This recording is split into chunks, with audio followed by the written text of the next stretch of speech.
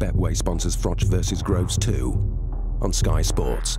This is James Holder for IFL TV. I'm in Wembley Stadium today for the press conference between Carl Froch and George Groves 2.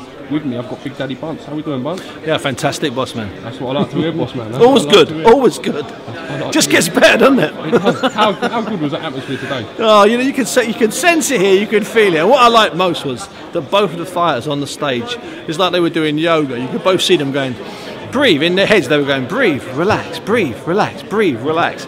That can't last. I mean, they were so rehearsed and so beautifully on cue. They were like ballerinas on point. They were perfect. They just said the right stuff and pulled back. Do you think the teams behind them have said, listen lads, don't get into it too much today, remain calm? It's the mind games for this have been phenomenal, haven't they? It's the mind games are phenomenal, but it's draining, James. You know, it's just draining, and they can keep saying it's not draining. It is draining. It's just the mental effort. That's why you sit in a dark room and relax, because you shut your brain down and you come out energised. That's why you kip, because you turn your brain off. They don't need to be going at each other today. Of course, they got a little bit semi-fractious once they come face to face on the pitch. It's something about the green. It's like a red rag to the pair of them.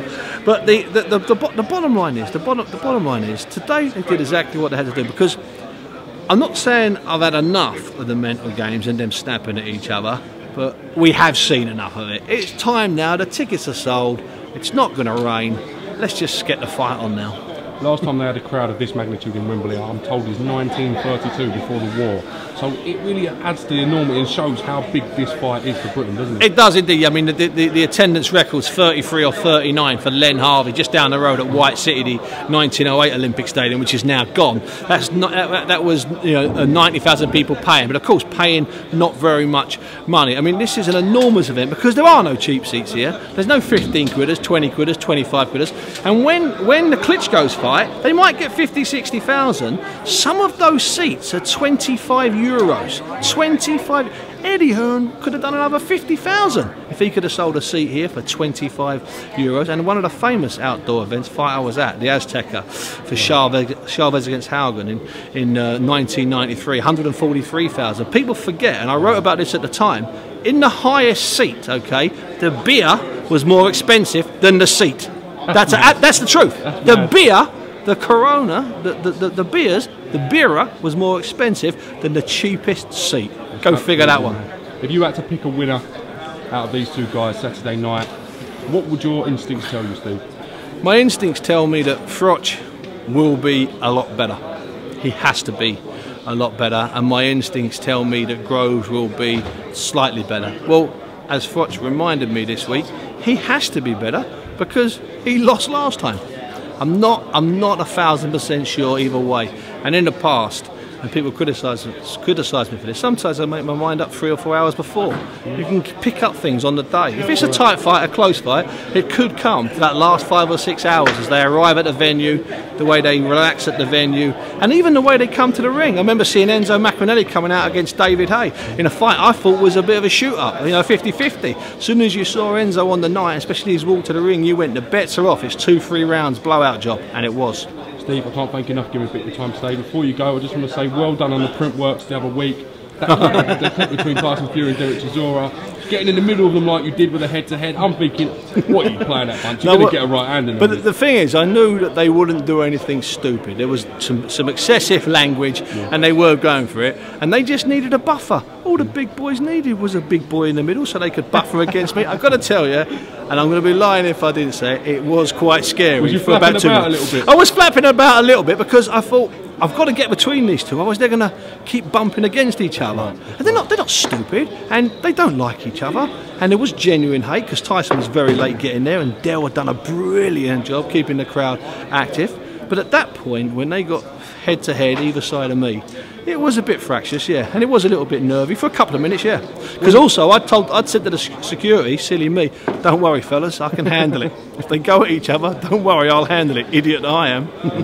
When Tyson was late, obviously like about an hour late, what's going through your head when you're on stage? You've got Chisora there, you've got the fans, you're trying to keep it interesting for the public. Well, fun enough, James. What was going through my head then, to be absolutely honest with you, was that he'd stitched me up. He hadn't come.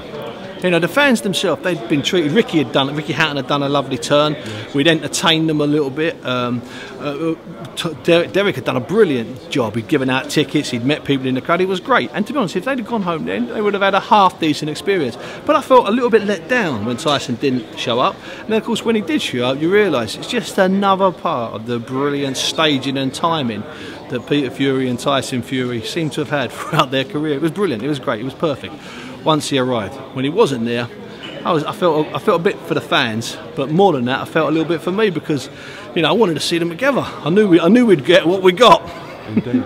They've got an open fan zone tomorrow before the weigh-in. Loads of fighters coming down, meet the fans, meet the public. That's great for boxing, isn't it? Well, you know, the UFC do loads of things right, whether you're a fan of the UFC or not. But their open fan zone is brilliant. It's electric. It's legendary. And we did something. I did something. Not Box Nation. It wasn't Box Nation. It was me. Me and Jim Bentley, one of the producers of Box Nation. When we were in Belfast, in fact, Coogan came along to it. I think he only got there at the end. When we were in Belfast. Oh yeah, I don't know if you were there from the start. But we started, we did nearly 2 hours with 12 fighters. I think we had 5 world champions, we had 2 Olympic medalists, and we had some other Irish legendary fighters like Big Marty Rogan. Yeah. And they all got interviewed, and there were about 130, 140. We gave out tickets. We gave out 140 odd tickets, maybe another 20 came in. So maybe we had 150 or 60 at the most. It was nothing to get in. It was in a big sort of top of a pub.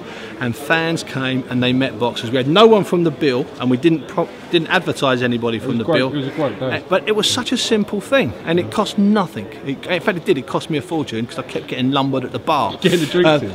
But it worked an absolute treat. Now that was me organising that with Jim Bentley. It was an independent little thing we did. Now, if you did that on a bigger scale, I think you could do it for just about every fight. And I'm going to talk to the people at Box Nation and see if we can do the same thing for Tyson Fury and Derek Del Boy Chisora. Because these fans, they come out. If this had been open today, we'd have another 500 people here. If we get 1,000 people at the weigh-in, 1,000 people leave that weigh-in, James, with a picture with their arm, not around Froch or Groves, but around Paulie Malignaggi, around, I don't know, Jamie Moore. That's good enough for them. They're boxing fans. That's what they want. They want to go home with a picture of someone from the boxing world in their arms with their thumb ups. It's the ultimate selfie. All grows a sport, doesn't it? Of course it does. Yeah, you're not going to have your picture taken with Froch or Groves. That's irrelevant. But if Eddie Hearn goes in there, they can have 1,000 pictures with Eddie. It's beautiful, and that can't but help. I know. I'll tell you this now, just finally. When we did that thing at the Printworks with Del Boy and Tyson, okay, it was a lot of fun. I am telling you that before we stopped doing it, that had been tweeted thousands of times and retweeted thousands of times. That's perfect. It's absolutely brilliant. You know, and I did up there, you know, let's say I did up there, I probably did 100 or maybe 110, 120.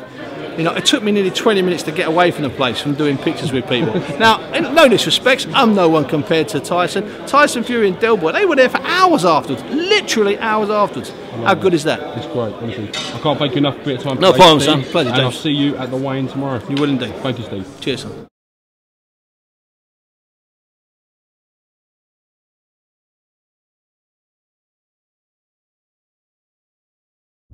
Betway sponsors Froch versus Groves 2 on Sky Sports.